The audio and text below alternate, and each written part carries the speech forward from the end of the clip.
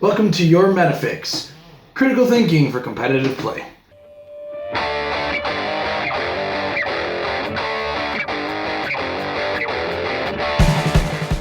Competitive play. Alright guys, it's Joker's Wild Week. This week is nuts because the set is nuts.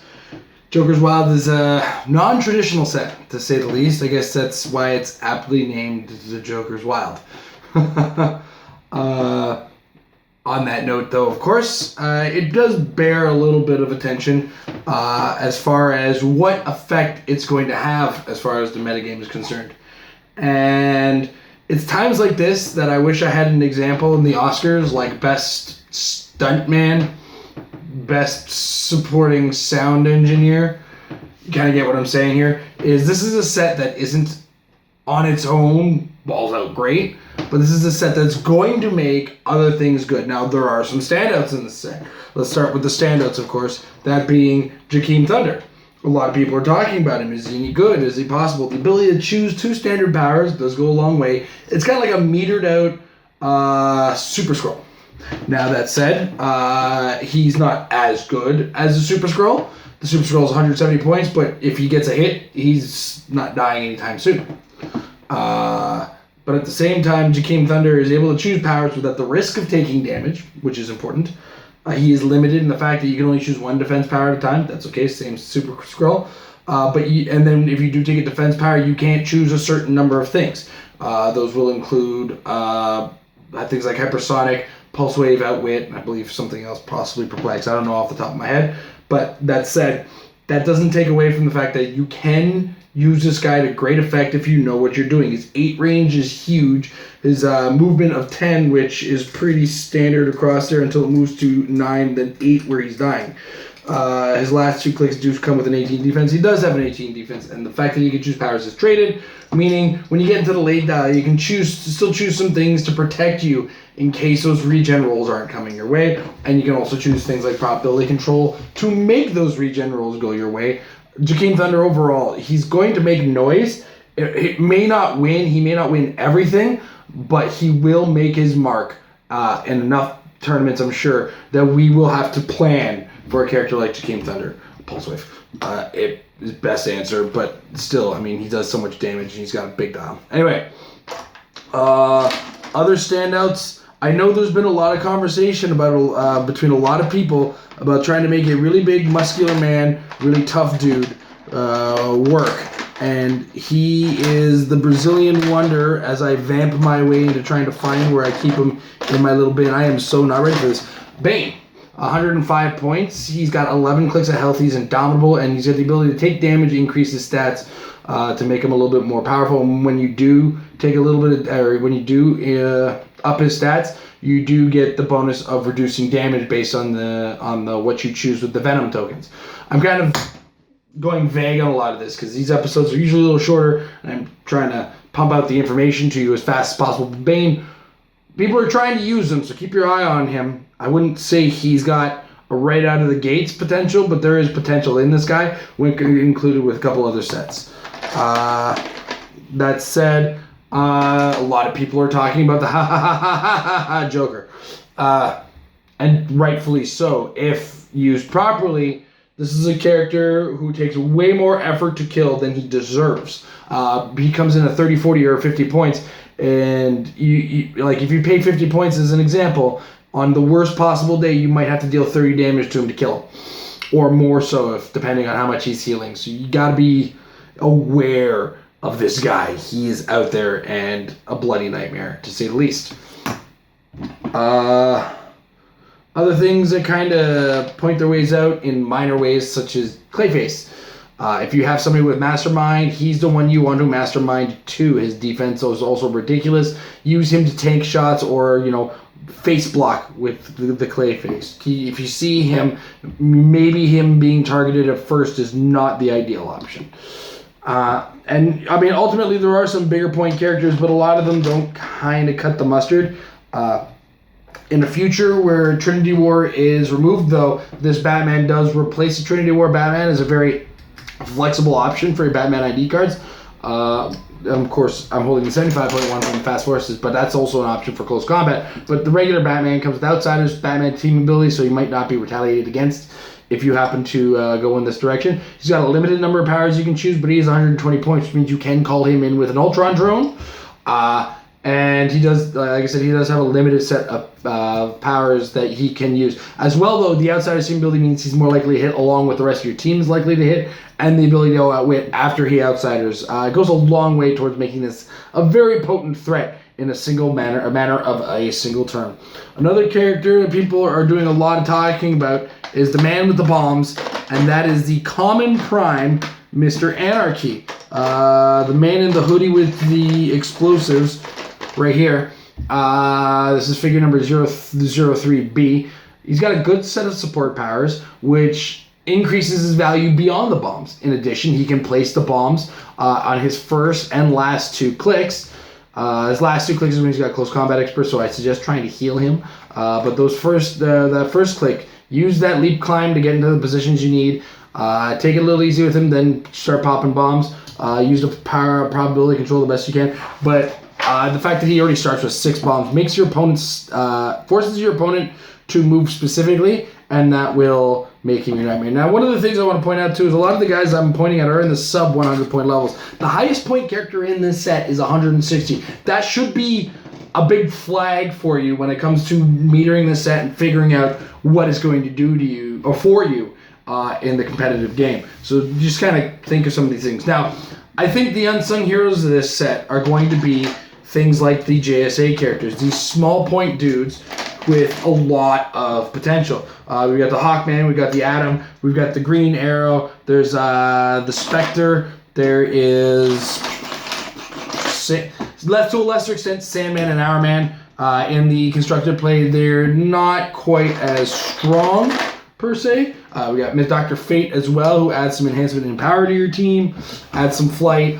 The JSA team abilities share defenses. Some of these guys are really low defenses with some really high stats to go with them. I can't seem to find my anyway. My Our Man is a lesser extent character. You got this Flash, 35 points for hypersonic. This is like the ideal example when we talk about a harassment piece. The Our Man I got a sketch, that's why I couldn't find him. Not one of the greater ones, but one of the things to note is the only one of these who's unique. Oh, and of course the Green Lantern. Let's talk about them individually first. The Hourman and the Sandman do stand out as a little weaker than the rest in the constructive environment, unfortunately. They just don't kind of bring it out as it was. But at the same time, Dr. Fate does add some enhancement and power. The only one who's unique, I might add. The Flash, like I said, perfect for harassment. Green Arrow, 6 range, 40 point range combat expert. He can deal 2, 3, or 4 damage depending on the attack value that you need with this guy. For 40 points at 6 range, that's not terrible, especially when you include the sidestep that he has. The Spectre is a great use of the defense ability or the special trait. And he does also, when he shares his really good defenses, he gives super senses on a 6. Not guaranteed, but a roll's a roll, right? If you do make it, watch your opponent roll their eyes at you. Trust me, I watched it happen once. But as well, he comes with 4 clicks, his last 2 with a 19 defense. If you're really effectively using the JSA team ability, you can make that your opponent's nightmare. So pay attention to that when you're using this guy, or when you see him across the board. I think the 3 highlights, though, stand as the Green Lantern, the Atom, and the Hawkman. 1, none of them are unique, which means investing in 2 of them is what you would normally invest in a character with the expected output of 1 of these guys. In addition to which, the Hawkman flies, has an 18 defense with the JSA team ability, so when carrying the Atom, he makes his defense 18, which is great, goes with his combat reflexes, and because he's a charge-based figure, you don't mind charging in with him in tow. With his 10 movement charge would become a 3 if you're carrying the Atom. Minor notes, right?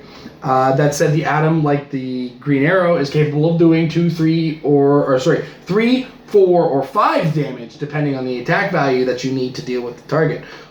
So that's one of the key points is Atom. 25 points with that kind of damage output can go a long way, especially when combined with the 18 defense on Hawkman. As well, the Green Lantern at 35 points, a free brick of barrier can definitely do a lot more than you think. And it's when your opponent's Nick Fury is trying to draw the line of fire to the thing they really want to hit, and that blocking terrain is in their way, tough noogies, right?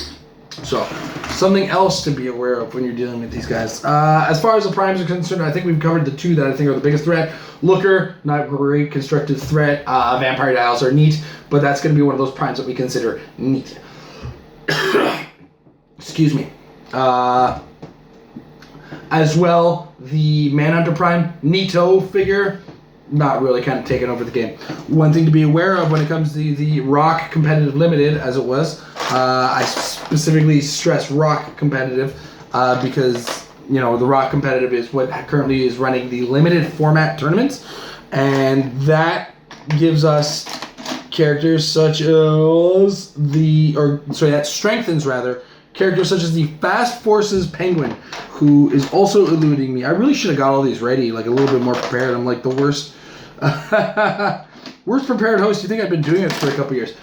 He's unique, he's 25 points. His stats are pretty terrible, but what you get out of this is the ability to get the +1 attack, +1 range on a character who's loyal, and then should a character happen to be next to him, they can make an attack against him too, and that will make them now the loyal character who will get +1 range, +1 attack. So this is a character I think we're going to see in the limited format on a couple of teams, especially when people are skipping over their theme. Also, a penguin worth noting, the super rare penguin, the one that comes with these little penguins here, that creates little robo penguins. This guy is going to be a monster. A lot of people have been drawing the comparison to Devil Dinosaur. I say, why not both? Devil Dinosaur pops out 3 guys at a time. The Penguin drops out 1, but he's not limited in numbers. He's also got an 18 defensive defend, which if you keep the Penguins close to you, or if you're playing close to the chest, can go a long way with the Penguin. So keep an eye open for this Penguin, because those Robo Penguins will be waddling their way across the board at you soon enough. As far as the chases are concerned, a lot of them have their uses. I think two of the ones that have the most potential would be the Wonder Woman, who's capable of reverse incapacitating. Think of it as a leadership with an attack instead. You can use her 11 attack on her first click. I believe it goes to 10 almost immediately, and then later dial 9, then followed by a late dial 8. But what I want to get at is Bizarro Wonder Woman's ability to reverse incapacitate, as it were, can really add to a threatening tentpole's threat level. If that character can keep going, if you can keep rolling these hits, which is a little bit easier to pull off with Wonder Woman than it is with any other type of character, you can really, really wreak some havoc with the Bizarro Wonder Woman in combination with a character who does a ton of damage. Also, one that's not in the collection, but one worth mentioning, would be the Bizarro Green Arrow. He's going to be great because he's going to be changing the way we attack. This Thangarian's broken. Good riddance. Be aware of Technocrat. He's got the potential to become the next threatening Banshee level character. His attack not great off the bat, and he doesn't do much to help him. But he does have the outside seam ability, which you can use to increase. He's less points, so you can actually throw on some extra perplex to get that attack up. Plus the ability to do 6 damage without a whole lot of help is really great. He's got ignored elevated terrain for line of fire, and that really adds to his level of reach. So keep an eye open for that. You see, there's a lot of these characters with a lot of small potential with a little bit of help can really start to excel. Characters like Lady Shiva. If you can get her in your opponent's face for 50 points, you get a character with Flurry and Precision Strike with 12 attack and combat reflexes, where if an opponent's making a close combat attack, they can't up their attack stats. So there's a lot of people talking about her. I don't think she'll make the high competitive play, though there may be a couple teams with multiples of her wreaking havoc on the occasional opponent. But at the same time, with the Batman enemy team ability, if it does find its way into the competitive game, do look for calculators. They're going to be spreading out the love as far as distance with regards to how the sharing of attack value works. So if you keep an eye open for that when you're playing the game, just to be aware of what your opponent is trying to do. Apparently Creeper found his way into this box. I don't know how that happened. That's a little weird. Wildcat's a neato character. If you can put together close combat, strength force. These are a lot of the figures I'd expect to see in a lot of the high level play. To a lesser extent, do keep an eye open for the Chase Bizarro Aquaman. If you happen to have somehow won the map roll against the Atlantis team, he'll make the water. He will make it happen. And he will drive you nuts with it. I think that about covers it. as far as what's really strong in this set. And that's just the characters on their own, but mentioning the environments in which they would be great. Don't get thrown off by some models that are very beautiful. This is just not that good.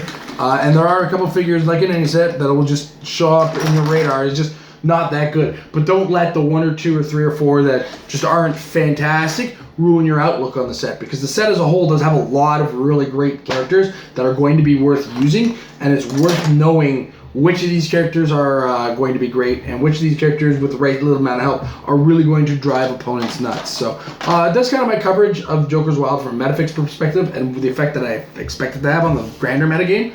And I'm hoping I helped a lot of the questions, because this is a set that has caused a lot of questions. How can this be considered a good set? What do you think is good? How do you use this set is actually the most common thing being said, because this set doesn't stand out on its own, and it does have a lot of low point, low dial characters. You got to be aware of how to use them, how to make them threats to your opponent. That said, hope you guys had a great one, and always remember, guys, when you're getting these figures together, putting these ideas together, the practice makes your team better. Married with Clix is brought to you in part by MajesticCCG.com. Check out the new premium site with MajesticCCG.com/Apex-Insiders. Check the link below. Trust me. Trying to remember that for me talking? Not going to help. You'll get awesome articles at $3 a month, with the first month being free, from amazing writers such as Paris Gordon, Easton Brock, Aaron Cantu. I'm even going to be contributing occasionally. And if you're familiar with the Metal Lab, check out some of Mike Payne's articles. So check it out again, MajesticCCG.com/Apex-Insiders for your look into the minds of some of the greats.